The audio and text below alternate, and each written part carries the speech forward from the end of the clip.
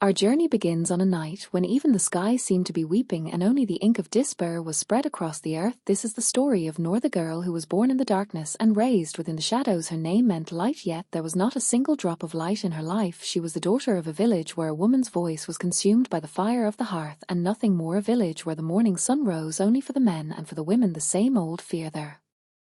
Same old suffocation began anew every single day. Noor's bravery was not in a sword or a shield, her bravery was in her silence, and in the steady, unwavering glow in her eyes, that glow that did not fear the storms but rather absorbed the storms into itself.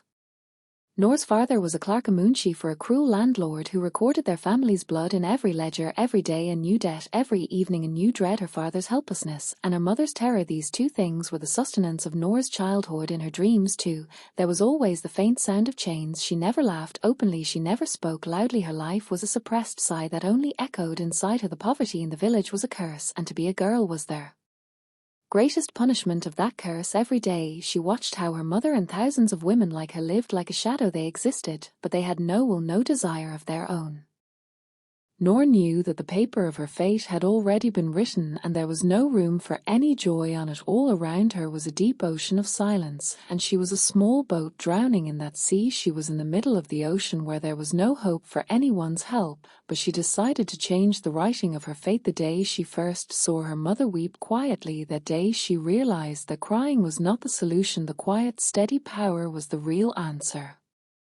She wanted to study. This desire was a smoldering ember inside her, but in the village the very thought of a school for girls was considered a sin. Her father forbade it. Her mother cautioned her that this was rebellion, and the punishment for rebellion was worse than death. But Noor chose a path that only she could walk. That path was of silence, of the internal war. She stayed awake at night when the whole village was in deep slumber, when only secrets wandered in the air. She secretly picked up the shredded pieces of paper thrown away by the moonshee. She tried to recognize the letters written on them. Those letters were magic to her, mantras of freedom. Her first teacher was the silence of the night, and her first school was the broken moon. She saw that if there was power in the pen, then that power was the greatest weapon of all.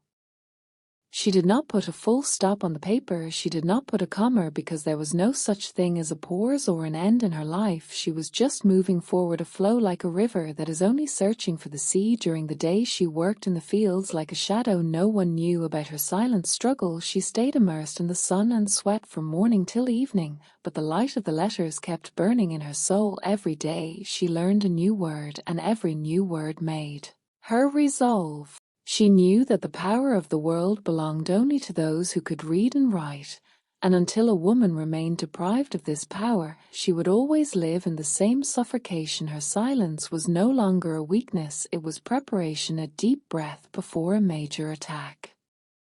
When she turned 18, the storm came that every girl fears. The landlord's son asked for her hand in marriage. This was not a proposal, it was a punishment, a tyranny that could become the last page of her life. Her father bowed his head, showing the mark of his slavery. Her mother clasped her hands and only said, "Daughter, this is our fate."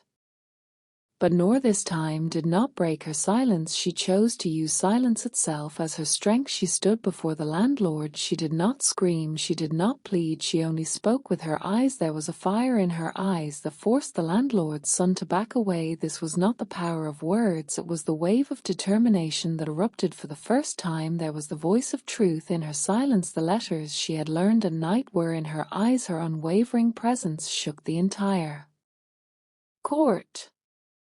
Noor did not run away from there. She decided to change her village. She knew that those who run away only save themselves. The truly brave are those who change the place. She gathered the other women who worked in the fields, whose stories resembled hers, whose eyes also held the same suppressed fire. She taught those women the power of letters. She explained the importance of paper and pencil. She knew that a woman's true bravery is her pen, and her voice, not her silence. She was awakening their fresh souls, giving light to their shadows.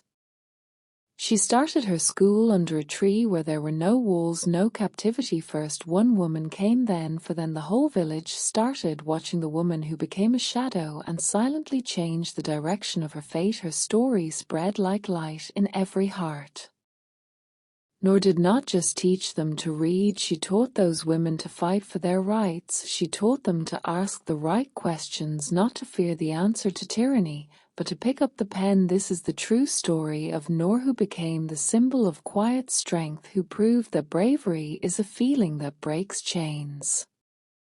She proved that the greatest courage is born not when you fall and get up, but when you stand tall and smile. There is no full stop, no comma, just a flow that will never stop. Her strength was soundless, its impact was global. Thanks for hearing this story. Hope you like this.